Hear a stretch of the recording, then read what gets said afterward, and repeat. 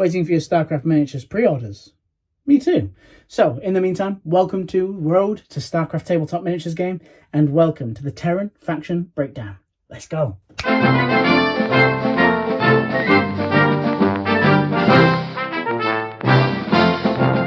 I want you to imagine Earth 250 years from now. A dystopian nightmare. The population overcrowded, the air overpolluted, civil unrest is in the air. But fascism has set its roots into society. And the media and the armed forces are all controlled by the government, the United Powers League. They didn't want to let go of control, so they hunted down every separatist, everyone that would fight their hold on power, every criminal, drug addict and psychopath that they could find on record. And they would save a certain amount of these for 4 colony ships for a very special project. They would be sent to a nearby world where, a little bit like Australia, they would be able to live their criminal lives happily ever after. But only a certain amount of that population would be able to survive the journey. An AI machine had managed to find the genomes of all of its colonists and pick down to the last 40,000. The rest, I'm afraid, didn't make it. The ships had been sent out on their long journey. The passengers in cryosleep, only the AI Atlas awake to make sure that navigation was being controlled well and reporting back to Earth with any incidents or issues. They did not make it to their target planet. They shot right past it. But this did not seem like a mistake. Atlas had actually discovered that 1% of its colonists had a specific genome that would unlock psionic abilities, something that will become quite prevalent in the Starcraft games and the tabletop miniature game. It decided to send this information back to Earth, completely wipe its systems, and in 2259, the 4 colony ships had arrived in the Kopulu sector. The AI Atlas and the ship's computers and commanders were awoken. They attempted to land on 4 separate planets. The first ship had crashed into a wreck, all crew lost, on the planets of Tarsonis, Umoja and Mariah. They made successful landings and formed what would then be known as the Guild. The Guild leaders were the commanders of the ships, and after a little civil war, the Guild Wars, it turned out that the Confederates had won. The Confederacy would then continue to expand in the Kopulu sector, controlling many planets and expanding the human populace. In 2489, 30 years later, with many planets being populated, the planet of Korhal saw the Confederacy as being corrupt, did not align with its ideals, and so wanting freedom, Angus Menks declared Korhal independent. The Confederacy didn't take it well and tried to fight back, but they managed to hold off against the Confederacy. However, in a bitter rage, the Confederacy sent 3 ghost assassins. Now, talking about the psionic abilities earlier, ghosts are exemplars of humans with psionic powers. They have the abilities to read minds, to be able to be invisible in plain sight, and to be able to take control of certain technologies. The Confederates, in a rage, had sent 3 of these ghosts to assassinate Mengsk and his family. They were, of course, successful. Arcturus Mengsk, Angus's estranged son, had distanced himself from his father. He disagreed with his father's actions against the Confederates.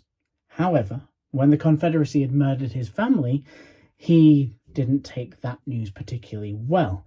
In disgust, took Korhal to war against the Confederates, winning in many battles. However, before he could take the fight further afield, the Confederacy launched 1,000 Apocalypse-class nukes on Korhal, entirely wiping its population. Hearing the news, Arcturus formed the Sons of Korhal, creating an alliance with the Umojan Protectorate. They started to liberate the sector from Confederates. In missions to follow, Mengsk would arrive on the planet Tarsonis, where, upon entering the Ghost Academy, he would meet a young Sarah Kerrigan. He would save her from experiments conducted with the Zerg, destroying the Ghost Academy in the process. Meanwhile, on the planet of Mars Sara, the outlaw and hero Jimmy Raynor becomes a marshal, marries Lydia, his wife, and the two have a baby together. John. The baby is discovered to be psionically gifted and is taken to Tarsonis, despite Jim's objections. A few months later, they receive a letter that John had died in a shuttle incident.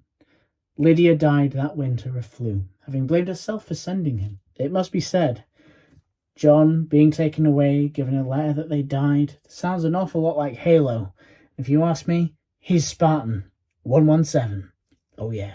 And that leads us on to 2499, where we had our first art book with all of this history and lore in it, which of course was the game manual for the original Starcraft. Now, I don't have the original copy of Starcraft. I have the bestsellers version, which also came with Brood War, which is awesome. And it's now, gosh, old. This is not the original user manual, but 20 pages were in fact dedicated to Starcraft art. What we have here is incredibly special. We have the 3 collector's boxes from Starcraft 2. We have Wings of Liberty, we have Heart of the Swarm, and we have Legacy of the Void. If you've been enjoying this video so far and find it helpful and inspirational, please like and subscribe. It really helps the channel grow, and currently we're trying to get monetized. So I appreciate you all. Thank you. Now back to the video. They're really cool boxes. They're full of some extra bonus content, including behind the scenes. You've got the soundtracks, all the kind of stuff that we're going to want to inspire us to paint, build, and play with StarCraft minis on a tabletop game. And that is the point of this episode today. What we have here is the Art of Starcraft 2 Wings of Liberty, the Art of Starcraft 2 Heart of the Swarm, and, of course, the Field Manual. This is awesome. All of you that are going to be building, painting, collecting miniatures for the next 10 years, I do believe they have a 10-year road plan at Archon. If you can pick one of these up, I highly recommend it. You're going to get massively detailed images. You're going to have awesome pictures. I know that is used in the rules guide, so that's a definite one to be able to see this in full size. But here we have such cool things. So we have everything about the Marine, his combat suit, his Gauss rifles, and we have little bits of annotations from just a regular soldier. So, haptic feedback system enables precise control? Nope. So we have a little bit of details about the Gauss rifle as well. So it doesn't just fire projectiles, but it also uses magnetic induction to yeet them to hypersonic speeds. So these are 8mm solid steel spikes. So when you think that they're not doing a great deal against the Protoss, just know, a bit like bolt rounds in 40k, these things used against devastating. You can see why this was the armor being used to quell rebellions on Earth. And certainly it would quell rebellions. Now, the Marine itself, we've got some cool stuff. Heads-up displays are in there. Again, if you're painting these, green paint on the inside of the helmet, you can use like that as like a little heads-up display that's in his eye line. There's lots that we can do to make these things come true on the board. Again, they have a 10-year roadmap. We know a lot is coming in those 10 years. The Firebat, they're going to be coming. The Marauders are already here. So one of the upgrades that you can get with the Marauders is in fact the kinetic foam upgrade. Now, if you read this, absorb sweat, gets moldy, so nasty. Pick it. Make your Marauders have to deal with moldy suits. We've got medics, again, another unit that we know is in the tabletop game right now. Nano-conveyed anesthetics and attenuated lasers for on-site surgery. Using a staple gun isn't surgery. They would beg to differ. So yeah, we have all sorts of cool stuff. We know the Reapers will eventually be coming. They're really nice. Ghosts. So you can see all the detail that we have here. Feel free to pause as we're going along. I don't want to spend too long on this because we have artwork as well. Spectres as well, if you want something that is ghost adjacent. Also, a slightly different assault rifle. I haven't actually read that. So, AGR 14. which I'm not entirely sure what the difference is unless they're psionically adjusting it. Also, they've not given us a scale on here, but we usually have scales. The thing I would say about this is that thing in game scaled way down in real life, and we have some of the artwork massive, absolutely massive. Again, huge command center. This is one of my favorite things. SCVs are shown as the same size as Marines in game. The reality is that's a normal person, and that little tiny window that you see is just the cockpit. Like, they are humongous. And I'm pretty sure they have jet thrusters on the back of them as well. So going in, we have quite a lot of different buildings. Got some old school units, and the best thing is the tabletop miniatures game is going to have mixtures of StarCraft 1 and StarCraft 2 minis. So we're going to have all sorts, from vultures through to, you know, your Hellions. And I wonder if they are going to do a Hellion that can transform into a Hellbat, but then they're not doing siege tanks to transform. You pick one or the other, and a token tells you which. Maybe they do the same with a Hellion. So, Hellion, Hellbat, details of the weapons there as well. Really cool drawings. And, you know, siege tanks.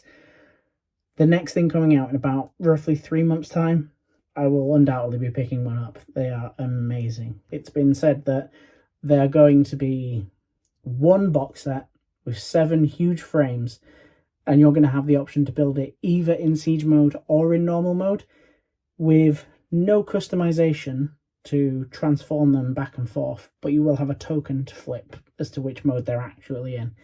However, all of you kit bashers out there, I'm expecting some great things, whether you're using magnets, pins. I want to see if we can lever this in a way that we can make this transform.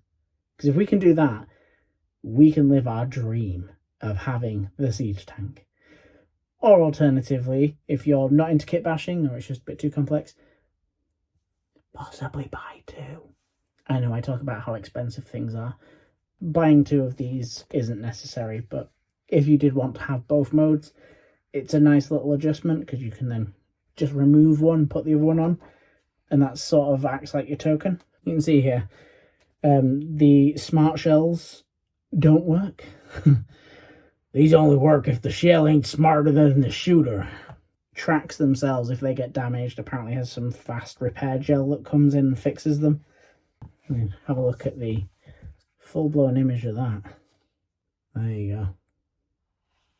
Massive, chunky, and I will say it says it's only 60 ton. Now, any of you that knows modern day tanks are about 60 to 70 tons. This is a lot bigger than a modern tank. I reckon that would weigh a lot more than 60 tons. But hey, you know, Confederacy mass. We have Goliaths. Now again, this is technically the reinforcement for this wave. I've not had a chance to order this. However, any of you that do, this is an old school unit. It's really cool. Mostly designed for anti-air, but again, if you are using anti-personnel, it still has plenty of weapons to it. So we have our Warhounds. Now, some of these I don't remember. I'm currently replaying through StarCraft 1, so I haven't got to StarCraft 2 yet, although I have done a little bit just to get some video feed for this video. We also have the Thor. The Thor's hard to forget. Scaled down Odins. Again, that's your cockpit. So you have a rough idea of scale, because they've not given us a correct scale on here. Just imagine a pixel for a guy. That's probably about the right size.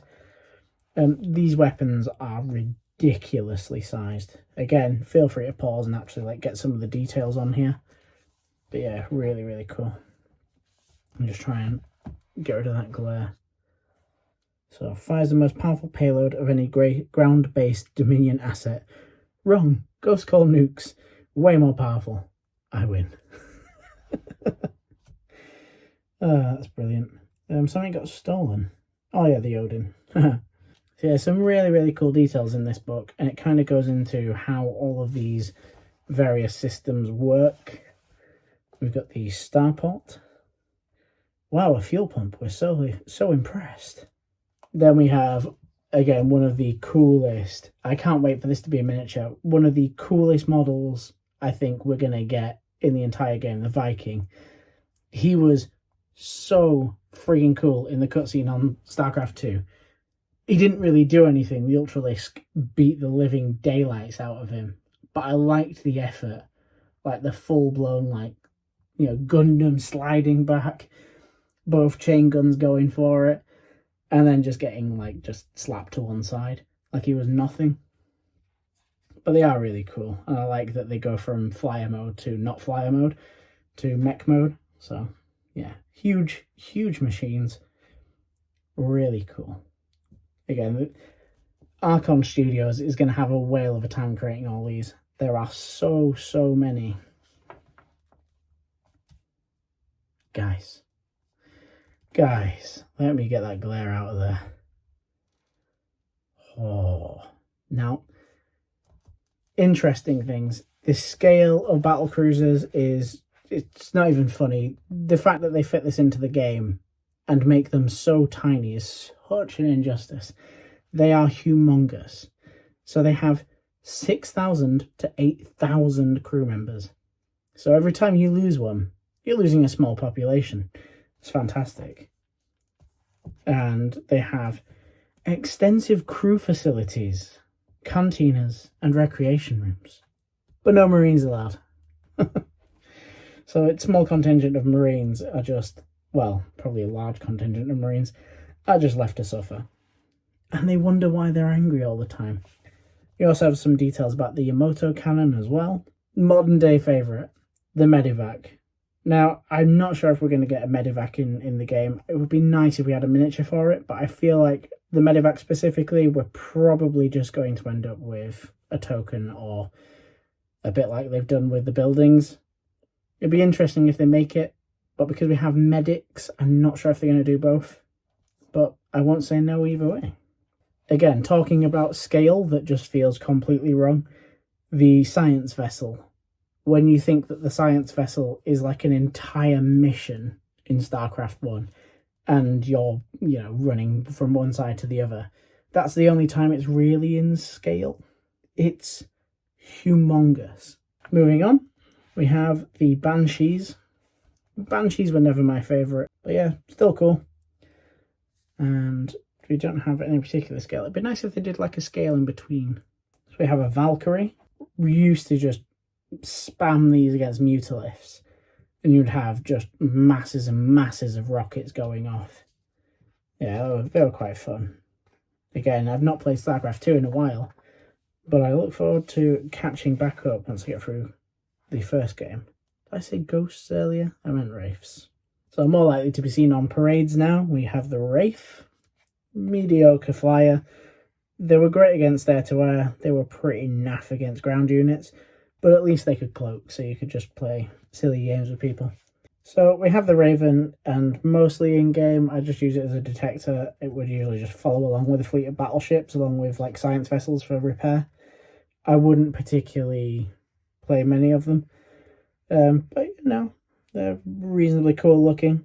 As with all ships on StarCraft, they look a little bit out of place and wacky, unaerodynamic, but it doesn't matter because future tech. Everyone's favourite, the missile turret, and it was only when seeing this that I can see an actual physical cockpit.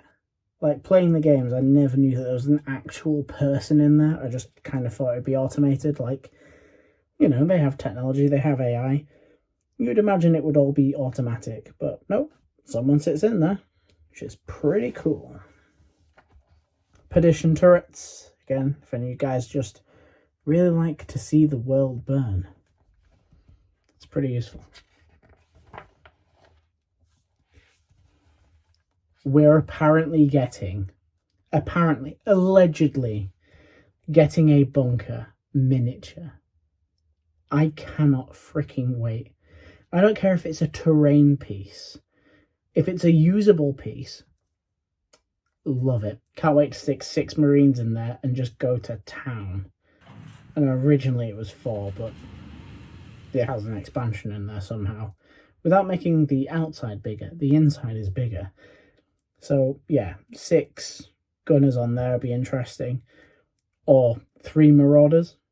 That'd be pretty cool. Maybe they'll upgrade us to 4, because, you know, they sell packs of 4. And then you can have turrets on the top and things like that.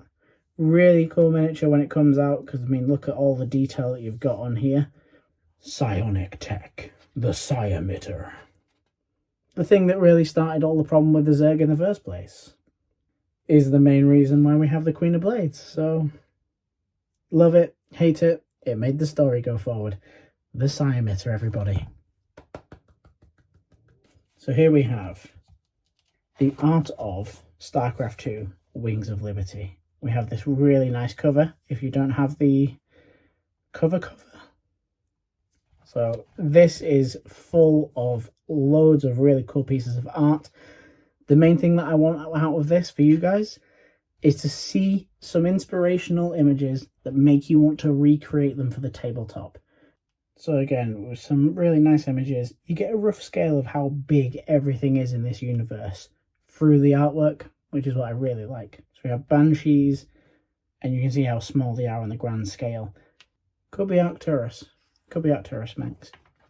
So again, started as a hero and lived long enough to become a villain. Forward, please feel free. Let me just adjust that so you can actually see it without the glare. And for your second page. This, by the way, is freaking awesome. This is my favorite image in this book, which is like playing the game. You get to see some of the things that you can do, but you don't get the idea of the scale of the warfare. Like, you're fighting in a city, you're deploying a nuke, and you have Marines just not giving a damn and fighting through regardless. In fact, one of the best things from the forward is that the Terrans symbolize rock and roll. That one, very nice. You've got, like, I don't know if that's the Thor or the Odin in the background. Probably the Thor. Hell yeah. This is what you want to see. This looks like, I mean, the armor looks like StarCraft 2, but you've got loads of wraiths in the background fighting as well. So it's a bit of StarCraft 1 style. I can't remember if in the campaign you can get wraiths. You probably can. But yeah, this whole battlefield looks freaking awesome. But that there is the ammunition that comes out of your C12s. Literally a solid steel spike. So designed to hit armor at high velocities and then fragment up. So Protoss, when they're getting hit by these, those shields are freaking powerful. Zerg, when they take multiple shots of this, they're getting ripped to pieces, and they still, like, keep fighting you. This is nice. So SCVs, talking about SCVs, you see the size of that, and you see just him in his cockpit and just how vast those constructs are. I can't remember if they said Firebats are coming for the next wave or the wave after. I think it might be the wave after. So we've got siege tanks coming in about 3 months. I think in 9 months then we're going to have Firebats.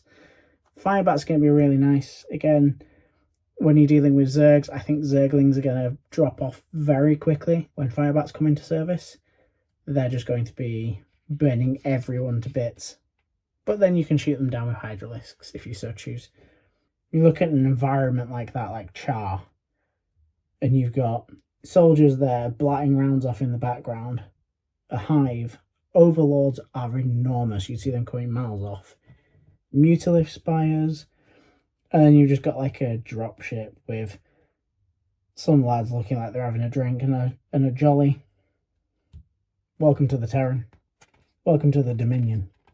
So yeah, anyone who's played StarCraft 1, 2, Terran missions, you know her well. They did a really good job at making her look almost human with very mechanical elements to her. Really nicely designed. So we have here a young Jim Raynor. So back in the day, Tychus and Raynor worked together to do some heists. So he was a bit of an outlaw, a bit of a rogue and a vagabond, and eventually became a marshal. So yeah, he's also a bit of a hero, of course. Yeah, A few more of our favourite boy. So again, inspiration, you know when you're coming to paint him and his miniature, you want to make him look special. Emperor Mensk, looking horrendous. Again, going into examples, red armour. Any of you want to play Terran Dominion rather than, you know, Raynor's Raiders, and you don't want to play blue, you want to play Marines but red? That's a really nice example. You'll also notice, speaking about the armour that was chipped earlier, this armour, pristine. Here we have Tychus Finley, and you can see their hands are further back than the hands of the actual arms. So when you paint these up, you kind of know where the reach goes. And also, the armour. Apparently they're cooling vents. They have flames coming out of them, but they're cooling vents. And these have like fusion core reactors and stuff like that. 2 micro fusion cores. Well, it's about time. Love it. That trailer was incredible when it first came out. I mean, even today, it's still incredible. And this is all the different deck designs that they were coming up with. So here we've got the environments. This is cool if you're wanting inspiration to build your own battlefield. I think you'll find lots of inspiration in here, and you'll see scaling as well. So here we've got an environment. You can see just how big all the mineral crystals are. I think these look like factories or Vespene geysers, just because you've got flames coming out of literally everything. You can see the little bar on Marsara. You can get an idea of how the Terrans lay everything out as well. Again, shipyards. You want to build anything in these sort of environments, it's good inspiration. You can see ships scattered all over the place. This is the one that I was talking about earlier. So SCVs are humongous, as we know. They are dwarfed by your command centers. I mean, you see that thing coming out and it's just minute. So whenever you're thinking of any of these, if you want to build like supply towers or missile turrets, think about the scale of it. I mean, you can kind of see like a city in the background scattered around. And just the scales of things in StarCraft 2 are very different to the actual game. And then we have Aya, but corrupted, infested by the Zerg. And you think how small the Zerg are. And it's a bit like Tyranids. When a Tyranid leaves a planet, they leave a small host still there. I imagine very much so. The Protoss will be fighting the Zerg for, you know, decades and decades on Aya. Again, the beautiful golden cities of Aya just being overrun with creep. You've got, you know, a massive hive. It could be probably not the Overmind, just a massive hive or layer. This is like an ideal StarCraft map. I mean, talk about Lost Temple, and this is pretty much Lost Temple in terms of the board. But if you can start creating these environments, taking a spare pylon and scrapping it down so it's like just collapsed on the floor, that'd be really nice. Again, we're looking at char, looking at all the different colours. Purple and greens are obviously going together very well. So this I find really interesting. So this is like the aftermath of after they've all been destroyed and everything's rotted and decayed. Nurgle has had his touch on the Zerg and then everything's rotted away. Nice bits of scale. That looks like a, they call them Reavers, I think. You got some Marines in the background just looking tiny. So again, we're talking about base sizes. You can just see how tiny Marines are to even these base scales. Hence why we don't have command centers, we have a card. Next, we have the Heart of the Swarm art book, and this is going to be a little bit shorter because we have mostly Zerg art in this. This is dedicated to the Zerg, but you still get cool things like Nova and Kerrigan. Again, another nice little piece there of Jimmy Raynor. Get an idea of his face. So this is cool. I presume this is Tarsonis. So again, just a beautiful idea of scale and scope there. Or is it Korhal? I don't remember where the ending of Heart of the Swarm was. If he based himself back in Korhal, which I thought was Nuke to Annihilation, or if he's in Tarsonis. a brooding Kerrigan. Again, feel free to pause and read any of this. Just incredible scales. And then on to the Protoss, which we'll save for another day. This has been part 1 of a 3-part series. The next part that we're going to be doing is going to be focusing on the Zerg. After that, we'll be working on the Protoss. So expect that in the coming week to 2. And if you have enjoyed the video, please like, please subscribe to the channel. We are trying to get monetized. It's quite the challenge, so I appreciate everyone who's watched this far. Thank you so much for watching. Thank you to my Patreons. If you want to help this channel grow a little bit faster, please join the Patreon. It helps fund this channel because it's quite an expensive endeavour, and it means that we can get videos out to you more consistently. So thank you so much for watching, and I'll see you for the next part. Take care for now.